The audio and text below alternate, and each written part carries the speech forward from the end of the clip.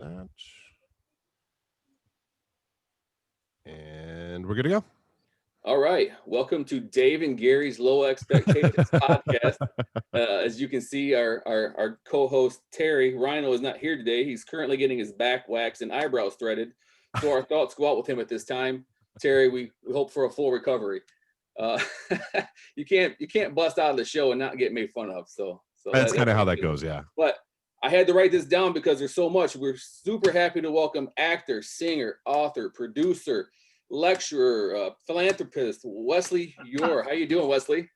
Well, obviously I had very low expectations since Terry didn't show up. I mean, my goodness, unbelievable. You invite me on a show for Gary and Terry and half of the crew doesn't show up. What's wrong with this?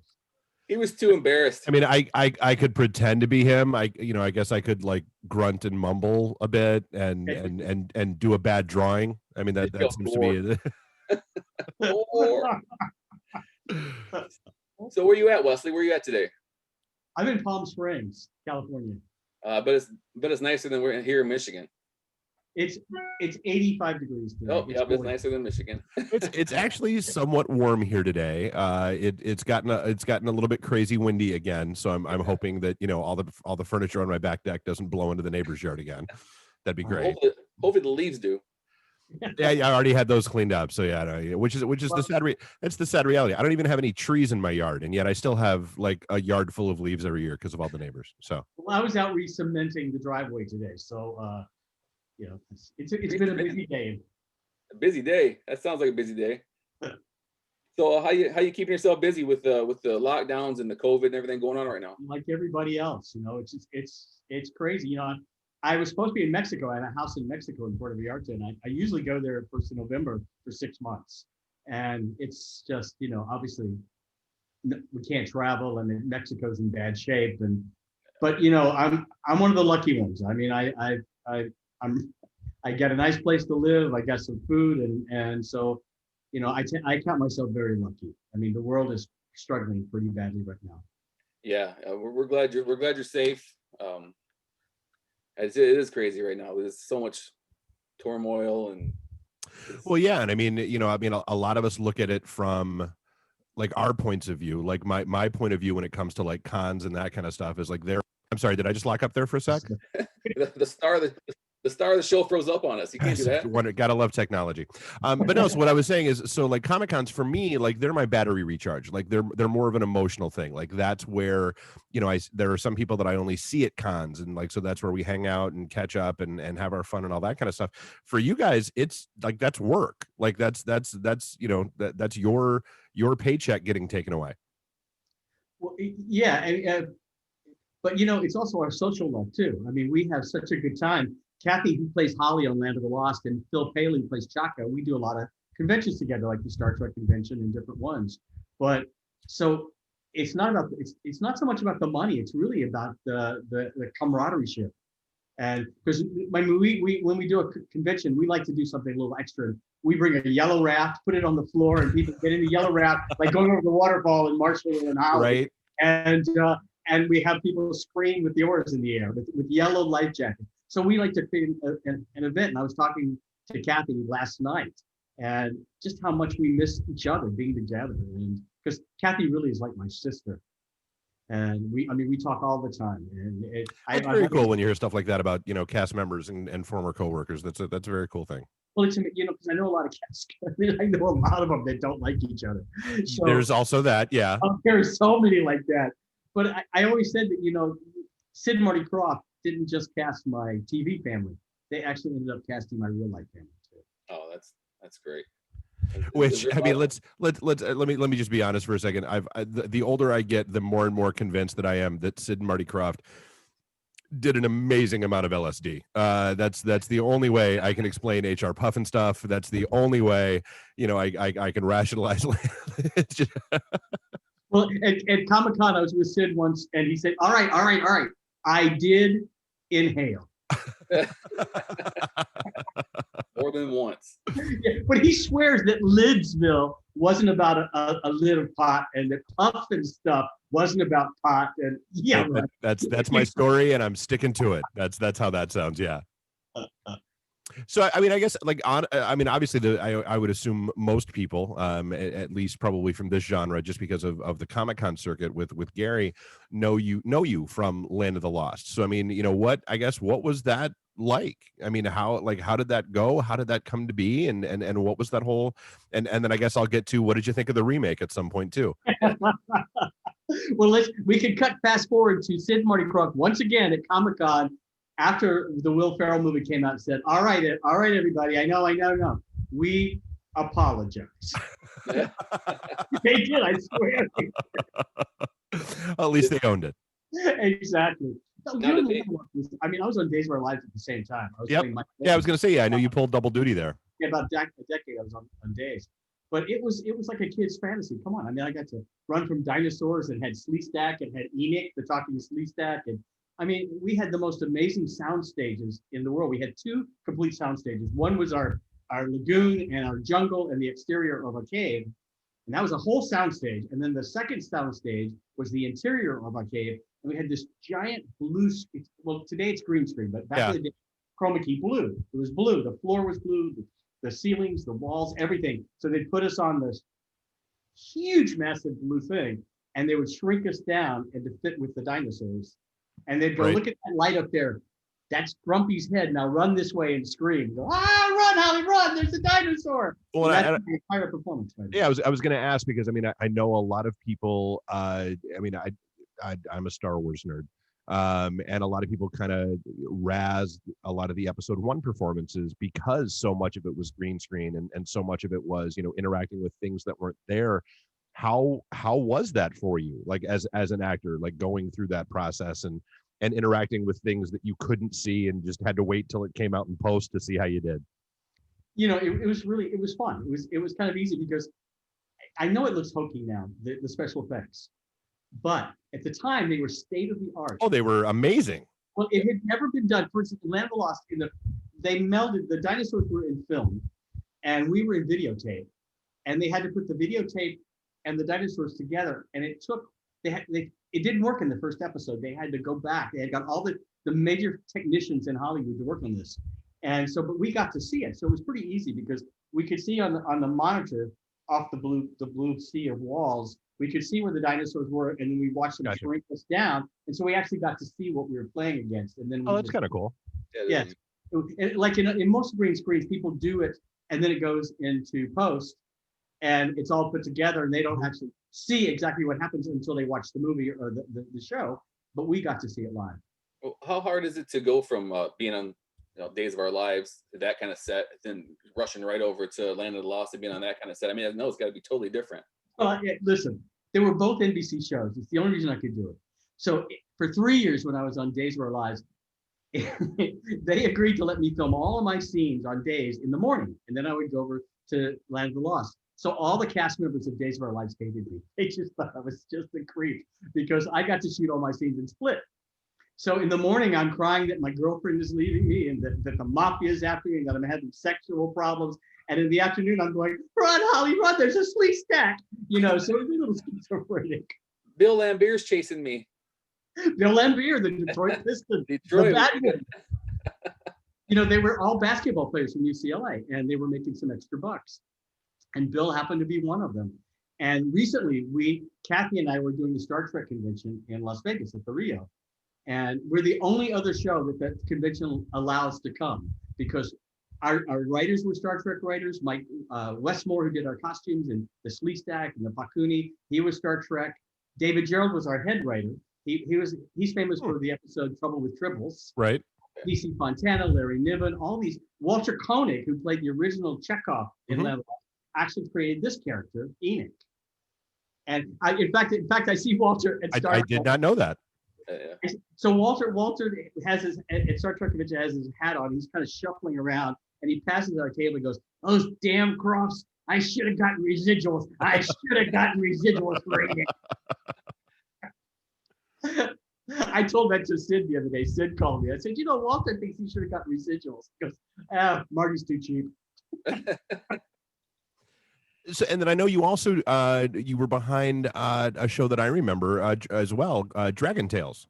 Yeah, Dragon Tales for PBS 9 years. I was one of the creators of Dragon Tales. And that was quite an experience. I mean, it was all over the world, animated toys, every language you can imagine.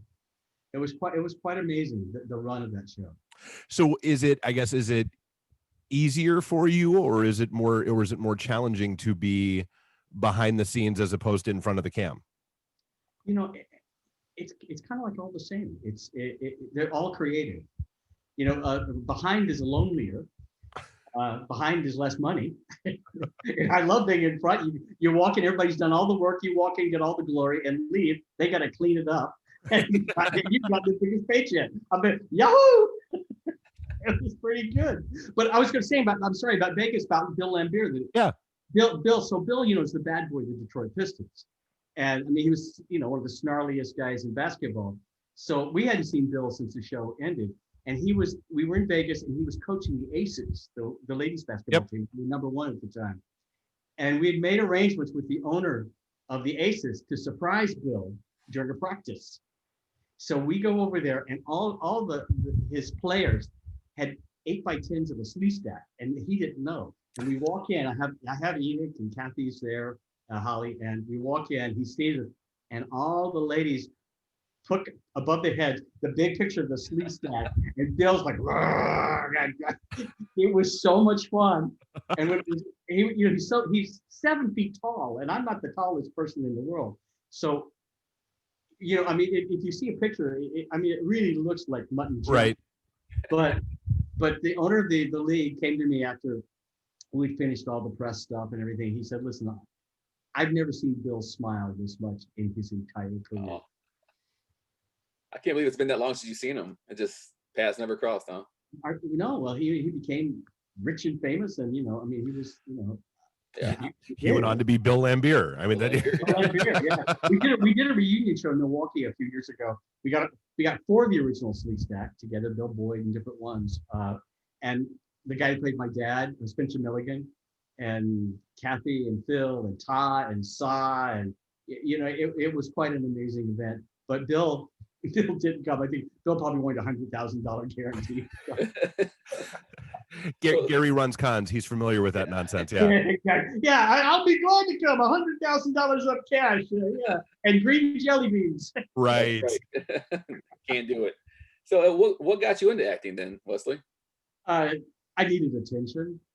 Yeah.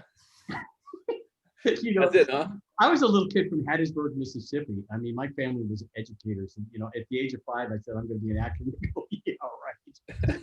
But my dad split when I was 2 and never came back. And I really think, and I was raised with all women. It was all, my whole world was women. And I think I was just desperate for attention and to stand out somehow. And I think that may be part of the environmental thing that made me want to do it. But since the age of 5, I played an oak tree at the elementary school, and I was hooked. So were you the class clown, or were you just? I wasn't really the clown. I was entertaining, I think. But we traveled a lot. My mom went back to school and she got divorced to get a doctorate degree, and so we traveled to universities. So I was only at schools for maybe 2 years at a time when we moved on. So it was, I had to go in and be personable and then exit and make new friends. Now I read somewhere that you went to Las Vegas and you drove cars for famous people, or is that? I was in. We went my senior year. My mother headed up the drug abuse program for the state of Nevada, and so it was my senior year. We moved from Illinois to Vegas, and I went to high school, my last year of high school, and first year of UNLV, and I was at the Frontier Hotel, which is now gone, it's demolished, and I was selling artwork after school in the lobby. They would have these horrible artists that people would get drunk and maybe win some money on the table and buy this stuff. Some of it, I love it. There was an artist named Diaz that we used to sell a lot of stuff, and it was like these thick flowers. They were like the oil was just popped on to the canvas, and they would come and they weren't even dry yet. So it was. Anyway, they would buy this stuff. So anyway, I met Robert Goulet, and they were doing a tour of I Do, at a concert tour. And they said, we need a driver. I was 17 years old. And I went on the East Coast to drive Bob Goulet and Carol Lawrence. And they did I Do in a concert tour. And I'm 17 driving a Dodge Stratford motorhome with a big sign that says the Bob Goulet Show. and Bob and Carol and the kids in there and their manager.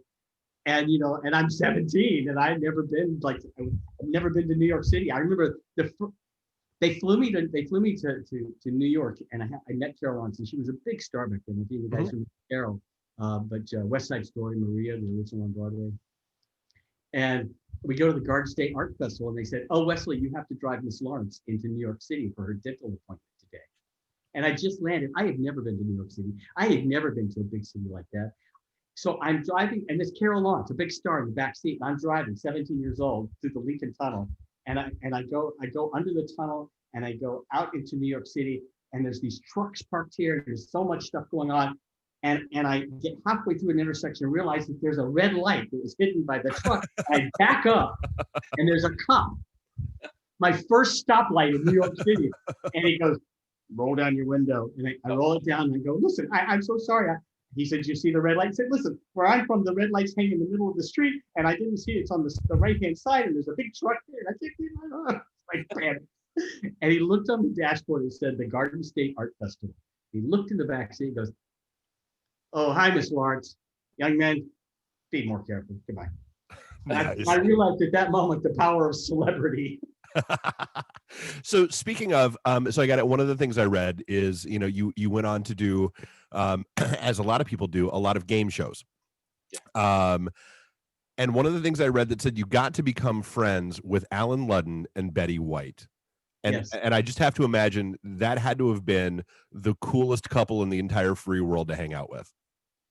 Alan and I became really good buddies. I ended up being a kind of a regular on Password for several years. I played against Elizabeth Montgomery or Betty White or, oh my God,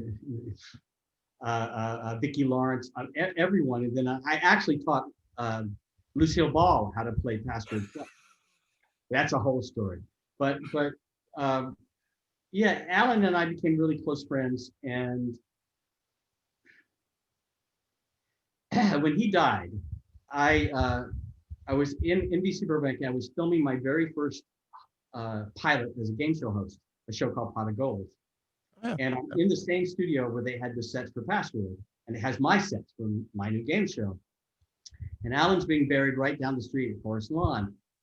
And I couldn't go to the funeral, obviously, because I'm working. And I was like in the makeup room, because when I used to be in the makeup room with Alan for Password, he said, "Wesley, let me show you something."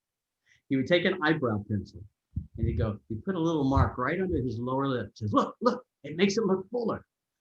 So so as I'm crying, because I'm about to go host this show, I can't go to the funeral. I know it sounds silly, but I took the eyebrow pencil and I drew the little mark in the window, and I started crying, going, "This is for you, Alan."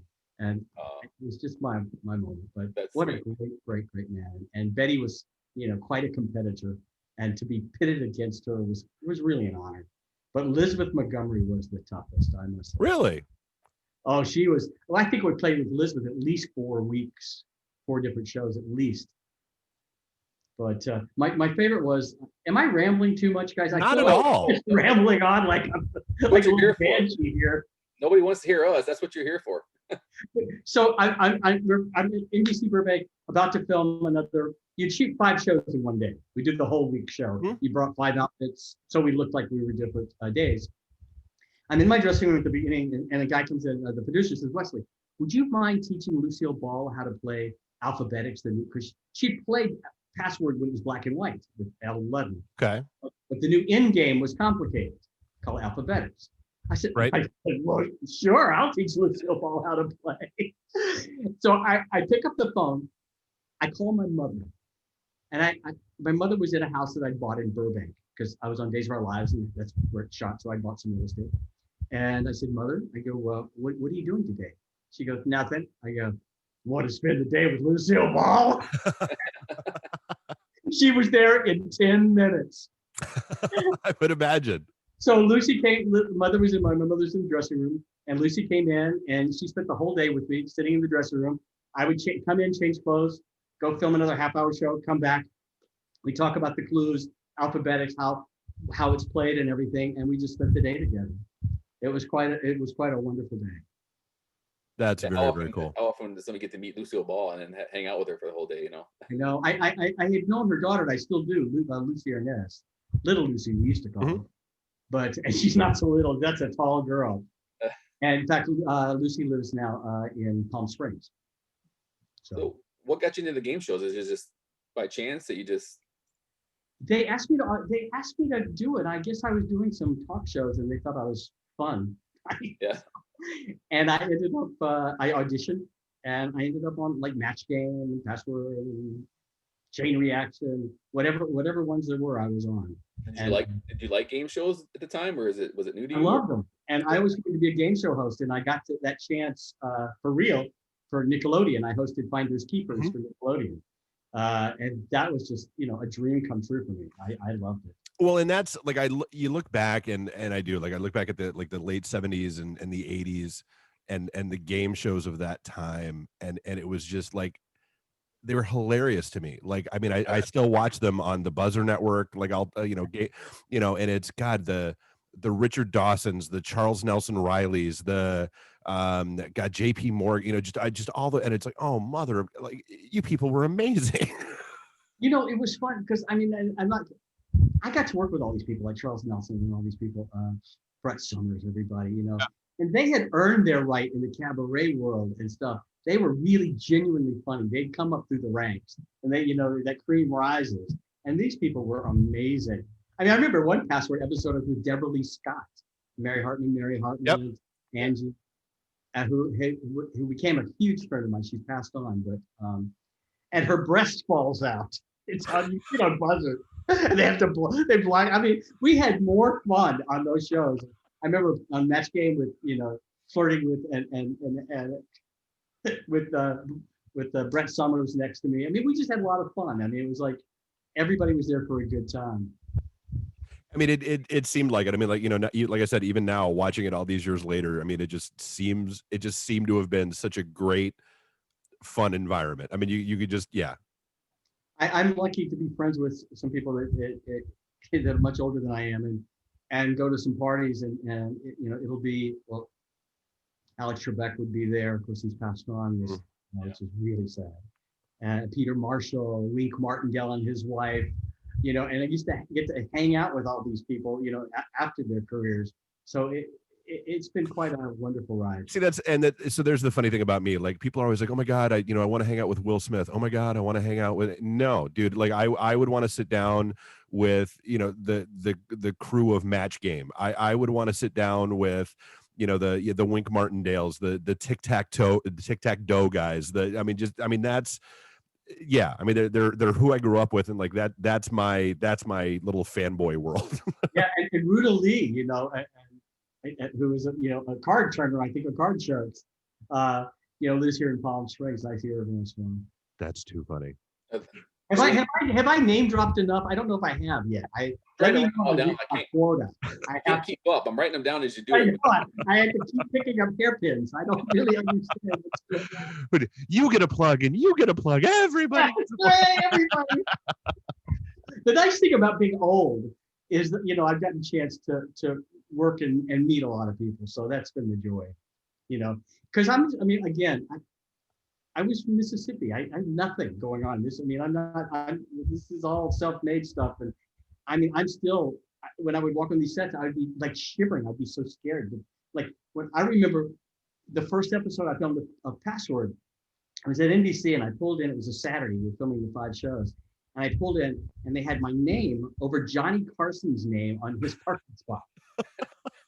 Oh, geez, Johnny Carson, And this is how I die. I know. And it said Elizabeth Montgomery. And I go, oh, how? And I knew she was like the fiercest player on Password. And I go, no, please, not the first one I have to play again. Not the best Password player on planet Earth. And she was quite a challenge. And you can watch some on Buzzer, and they're just a lot of fun. Do you still watch any games at all? Or do you game shows today, or? Well, I catch them all. I've been catching the new Weakest Link. Okay. And some of the new ones and things like that. And they're fun. A lot of them are a lot of fun. But I love word games. I love Jeopardies and Intelligence, and even though the show that I did for kids, was a hidden pictures game with stunts and things like that. But yeah, And I'll get a message on Facebook or Twitter or something say, hey Wesley, we're watching you on Password with Suzanne Richardson and Susan Richardson, and that's too fun. They're like home for me. They're home movies. No, yeah. So I know you do. Oh, sorry, go ahead. Okay, I wanted to go back to Land of the Lost. I was kind of curious on how you got the role. Well, interesting enough, and I don't know what's happened, but Sid Croft is now calling me a lot. I haven't spoken to him in years, and he'll pick up the phone and call me. And he does a podcast of his own on Twitter, on Instagram, every Sunday at 3:00. And it's archived too. And he talks about his different shows, Lakesville and Sigmund the Sea Monster. But I met Sid at a pool party. I was on Days of Our Lives. And he came, we were talking, he goes, hey, you know what? I've got a new show. Here's a phone number. Call this lady tomorrow. And I did. And I went in and met with the network, and Sid said to me the other day, which I didn't know, he said, you were the only person we saw for the show. He said, you walked in, you did this, and he said, we cast everybody else around you, Holly and Spencer Milligan, who played my dad, who looks very much like me as in the show as an older man, and they cast him because of the way I looked. And he said it was, we cast around you, and I thought, wow, that was quite an honor. So quite a compliment, yeah. It really was. And I didn't take it for granted at all. So I know you've got things going on now with charities and foundations and that kind of stuff. Where should people go to find out about what you've got going on in that vein? And I guess do you want to talk a little bit about that?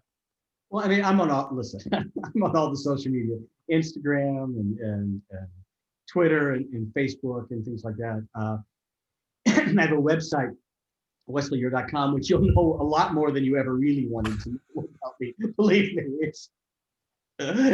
But I produce big celebrity shows for fundraisers for AIDS patients and for battered women and children, and we did it for 7 charities here in Palm Springs, raised lots and lots of money, big shows, 85 performers, and wow.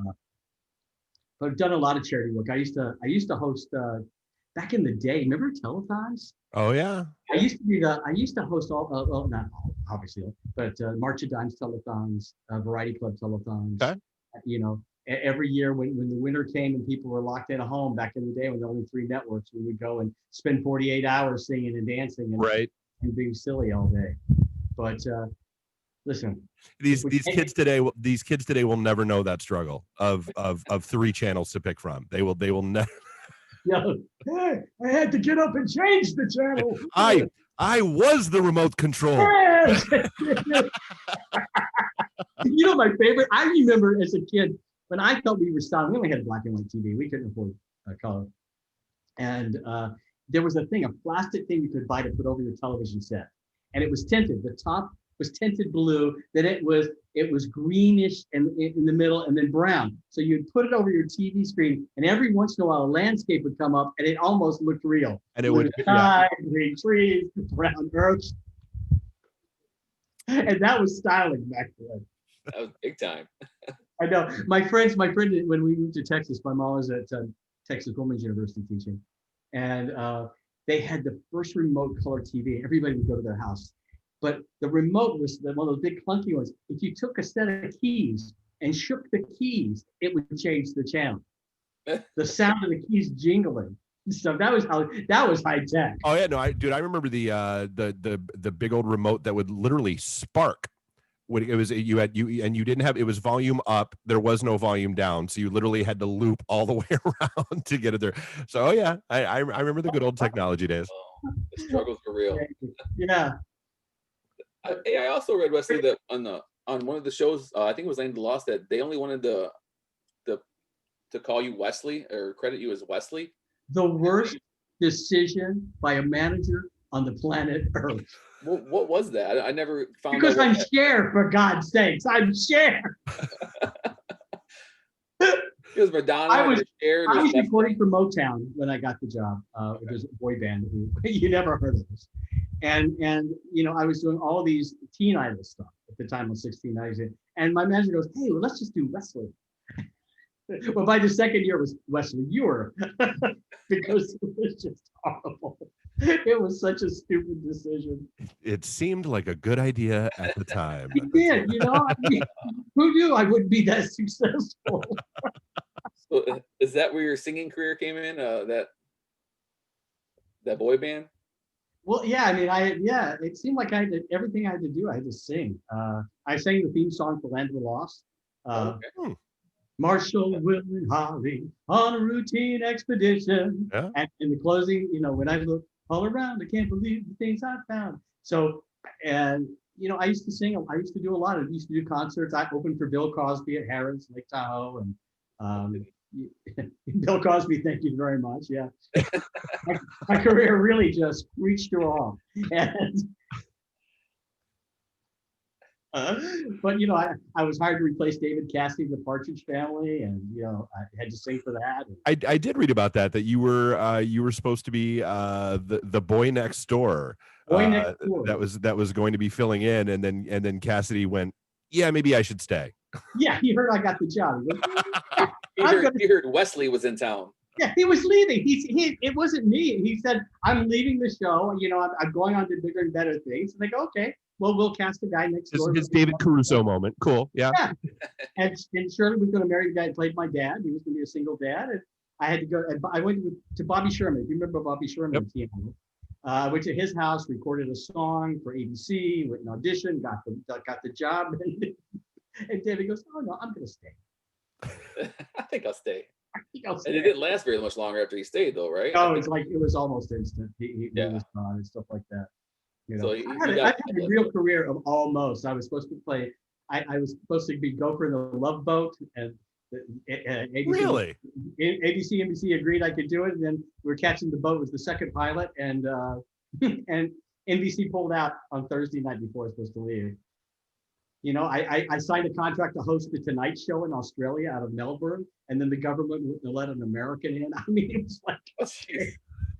I'm going to tell you something. I have the biggest almost career on the planet. Add that to your IMDb. Exactly. Yeah. So would have been, should have been, could have been. Wait. I know since Terry's not here. Yeah. And he's a wrestler. Yeah, I was going to ask you that. Because when I found out it was Terry and stuff, years ago I opened the first professional wrestling gym in Los Angeles, teaching TV wrestling, called Really? Slam. Yeah. No. With a guy, Vern Langdon was my makeup artist on Days of Our Lives, and Vern was a big wrestling fan, and he'd made a fortune. He used to do the makeup for Art Linkletter, and back in the day, Vern was like a very poor makeup artist, and he'd be doing Art's makeup, and Art Linkletter became one of the richest men in Hollywood. And they'd be talking about real estate, deals and stuff. And Art goes, Vern, you ought to put some money into this. And Vern didn't have any money. Well, he put money into things, became multi-millionaire. And so he wanted to open this gym, and we did. And the fabulous Moolah was our teacher. Okay. Most famous woman wrestler of all time. But Vern also wanted us to do a museum. So we contacted Gorgeous George's mistress, who lived in Apple Valley, California. Gorgeous had been gone for years, and of course, when I was a kid, that was Gorgeous George. I mean, in marabou furs and right, and chiffon and all that stuff. He was amazing. So Vern and I drove up to Apple Valley. She said, "Come take whatever you want of Gorgeous's," and it was all in the garage, and it was in boxes, and they were mildewing. I mean, because they'd been left out in the elements and stuff. But we were able to pull out some, like we found a marabou robe, yellow chiffon and some other things of his, and we did a display at Slammers. And I was at a convention recently with some of the ladies from Glow. Mm-hmm. Yeah. And they came up to me and said, I forgot her name. She says, I learned at Slammers. I studied at Slammers, and to be a professional wrestler. It taught everything for all the drops and the kicks and everything to how to handle TV. I tell you, I'm going to be in front of a camera. And so that was quite a little sidetrack in my life. Yeah. So all that cool gear, did you try any of it on? I had to have it taken in, for God's sake. I like mine with darts in it, and I like it more formal. Did you ever think about getting in the ring? Was that ever? Well, I did. I mean, at the thing, we put, I'd get in the onesies on, and and throw myself against the rope and do all that stuff. But no, it never was my passion. And I did it because then, we had to find the space, we had to get the ring. Mhm. And we really went all over Los Angeles to every abandoned warehouse you could imagine. Ended up in Simi Valley or in Sun Valley in Los Angeles at a warehouse and rigged it up and painted it, and it was just beautiful. It was beautiful. I came up with the name of Slammers, and it was an interesting moment. That's very cool. It'd been cooler if Terry was here. I know. See, he would appreciate this.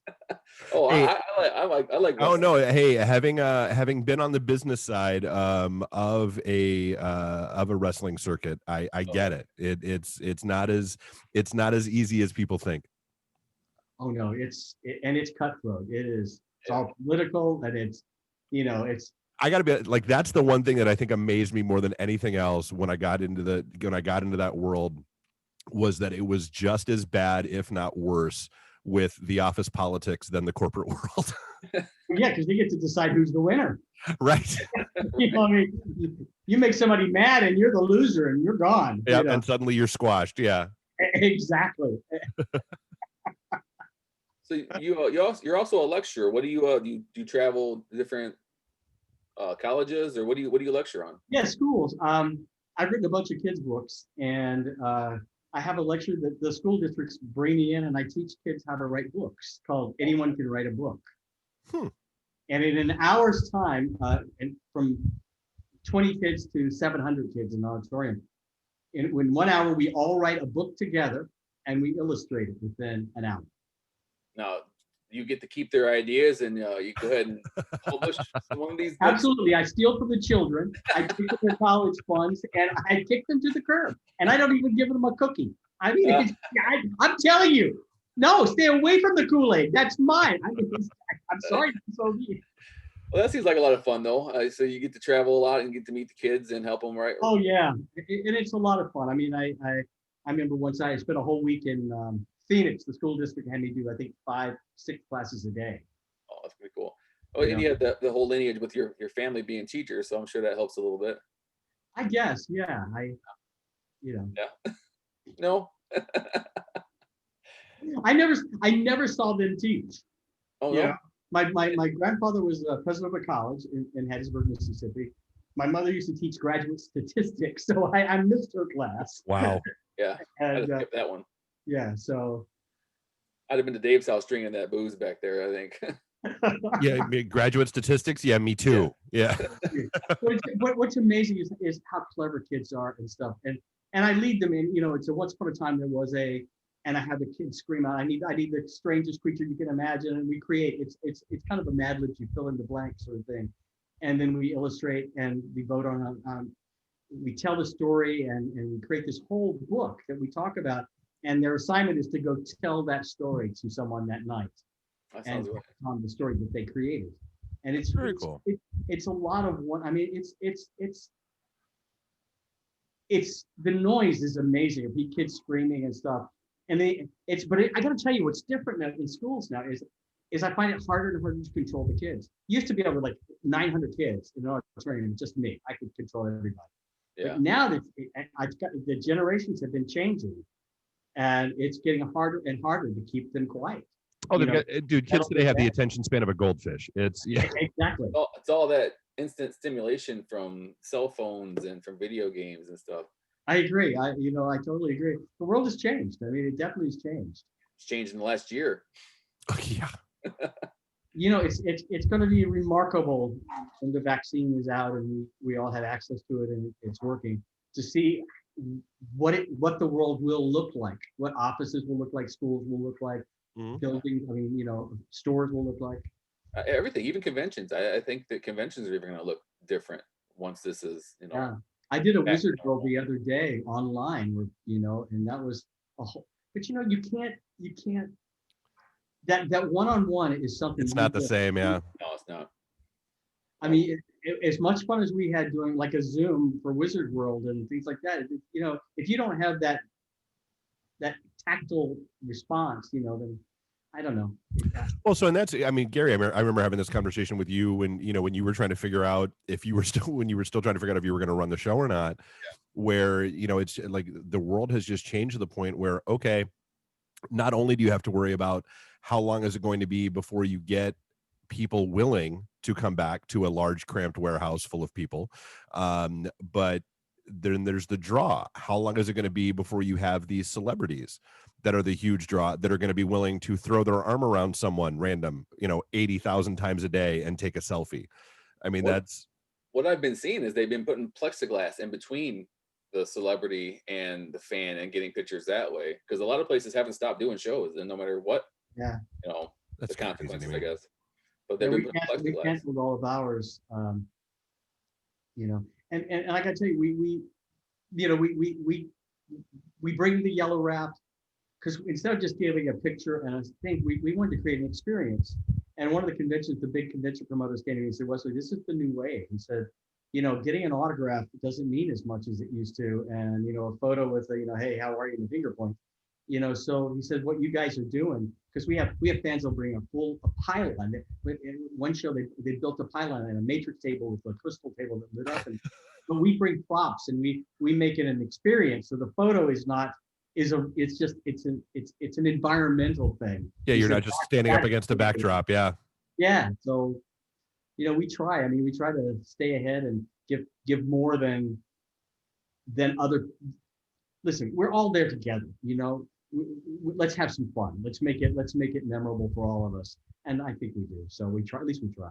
I think it's really cool what you guys do. I just hope that in the future we can do it again. I mean, Me too. I mean, we're on standby for like different big conventions coming up if indeed they go, and if indeed I feel safe enough to go. Yeah, that's the. But I'm getting up there. I'm old. I'm one of the oldies, so you have to we have to be careful. Yeah, you have to be safe. I mean, anybody. So it's important. True. Yeah, it's going to be a different world for sure. Well, hopefully we come out. I'm going to cry now. I'm going to actually go. That's what we do here. We make you cry for usually. Unbelievable.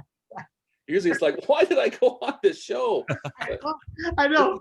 Oh, God. Where was Terry? If Terry had only been here, then blame it all on him. That's what usually happens. Most of our fans are wrestling fans, and they're probably all saying that right now. Exactly. Where's Terry? Who's Gary?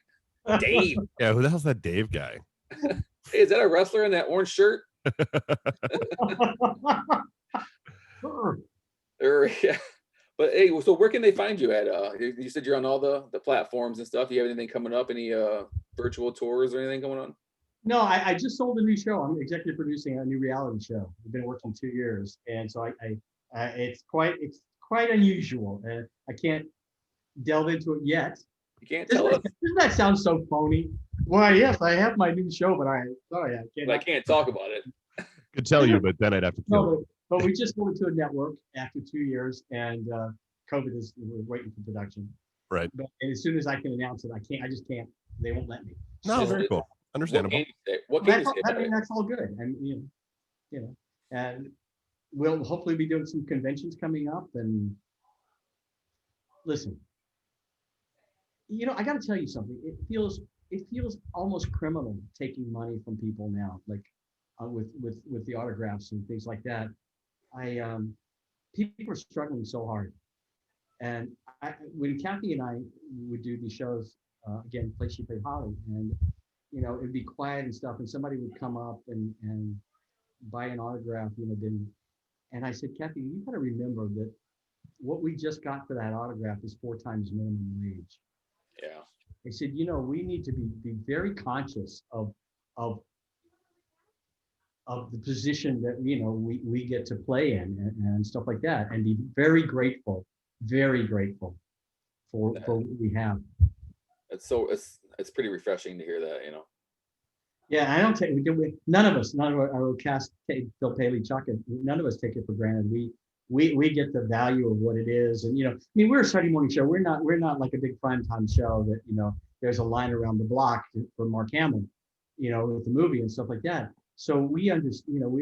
It's 45 years ago for Land of the Lost. Now Dragon Tales was the 2000s, but we get the gratitude and how lucky we are as a group to think that 45 years later, anybody would want to be talking about our Saturday morning show. And I find that extraordinary, and so we're eternally grateful to our fans and the producers that bring us on. I'm just glad Will Ferrell didn't ruin it for you guys when they remade it. So. Oh my God! Listen, listen. This movie. Oh jeez. They lost. You know they lost $200 million on this film. Mm-hmm. The head of Universal got fired. $100 million on production, $100 million in promotion. But Will was terrific. I mean, I went on set and he could not have been a bigger fan because I mean, in one movie he played, his character's name was Marshall Willenhall.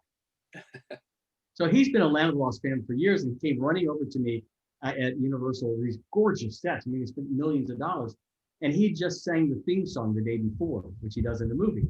He's playing, and the buck bites him on the neck, and the whole thing.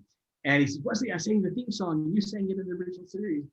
And so Kathy and I did a scene with Will and Anna Frio for the movie, and it got cut. It was part of an ending that they changed the whole ending of the movie, and it was the worst scene ever. It was a part of a man and a woman picking up their car valet from Will Ferrell, who at the beginning of the movie was parking cars at the La Brea Tar Pits because he was so broke. That was all cut. But so they just said, Kathy, we have a man and a woman. Why don't you guys do it? So it wasn't like a nod and a wink, or it wasn't something that was written special. So it was a horrible scene. Thank God it got cut. But they could not have been nicer. I mean, it just wasn't Land of the Lost. It was, Abbott and Costello. Right. And I'm sitting at Grauman's Chinese premiere. We're doing the whole thing, the photography. I've never seen the movie. We're at Grauman's Chinese. It's quiet, and in the movie, Will Ferrell's character is in love with the character who plays Holly. They're romantic item. Now in Land of the Lost, it's father and daughter. Yep. Right. So I'm watching this movie. It's quiet. There's a scene with Will Ferrell and Anna Frio, who plays Holly, and they kiss. And I'm sitting in this quiet Grauman's Chinese with all these celebrities, and I go, ah! I didn't mean to do it, but it just took me by surprise. And everybody it was very embarrassing. That's pretty funny. And at the end, Phil and I were at the party, the big, huge party. They had Margot Hemingway, everybody was there. There was so many people there. And ice sculptures and food and bars and open bars and sets and props and lighting effects at this party. And Phil and I are in the corner going, look around us. This entire party cost more than all 3 seasons of Land of the Lost. Than the entire run, yeah. Exactly. And you know what, I talked to Sid. It was true. It was true. Yeah. Did they ask for your guys' input at all on the show, or did they just zero? See, and there was a minute there where they did it with that, they did it with Chips, they did it with Starsky and Hutch, they did it with almost anything, any part of my childhood that they could destroy, they did. The only remake that I've ever liked, I love the Brady Bunch remake. I thought that was. They actually did a good job with that. They did. I didn't see it. It's worth seeing. They did all tongue in cheek, and they cast it brilliantly. Well, because that's the thing. There's a way to do cheesy, and get the head nods in without being terrible. Yeah. But yeah, who am I? And that was $100 million. And include the old cast. I think that's at the end of the show, I want to go see the old cast. When I go see it, I wanted to see the original Brady Bunch. I wanted to see Ponch and John and Chips. Well, so and that's the thing. If you're making a movie because it's got a nostalgia factor, how do you then not have the nostalgia factor as a part of the movie? Got to pay homage somehow. Yeah, But that's all right, Gary. You're taking us out. Yeah, it was an extreme pleasure to have you on, Wesley. You seem like an amazing man. I appreciate everything you've done, and just the nice way you said how you appreciate everybody, and it's really refreshing to hear that. So thank you. We don't have to tell anybody where you're at because you're everywhere. And any more names you want to say before we leave? Let me see. Burt Reynolds, Muhammad Ali, Princess Diana. I feel like I'm on a game show. It was great. Thank you so much. We'll be on YouTube pretty soon. As soon as Dave sends me the copy. Yep. iTunes, iHeartRadio, Spotify, all the rest of it. Come join us, subscribe, follow Wesley, get on there, and we'll talk to you guys soon. Thank you so much, Wesley. Thanks, guys. And thanks, Dave. Maybe Terry be back next week. Maybe we won't. Hey, Wesley, you have a opening for a co-host spot? Dave and I can compete. Well, yeah. I'm sure he'll win. I'm Wesley, perfectly happy to be in the background. Wesley and Gary's Low Expectations podcast. Hey, can I just say, you met my low expectations, by the way. Just want to tell you. We have not failed that all you can yet. hope for. 33 episodes in, we have not failed yet. Set the bar low. They're never disappointed. Exactly. All right, we're out of here. Thanks, guys. Thanks for tuning in. We will see you probably in 2 weeks. I don't think we'll have one next week for Thanksgiving. So, right. All right, we're out. All right. See you guys.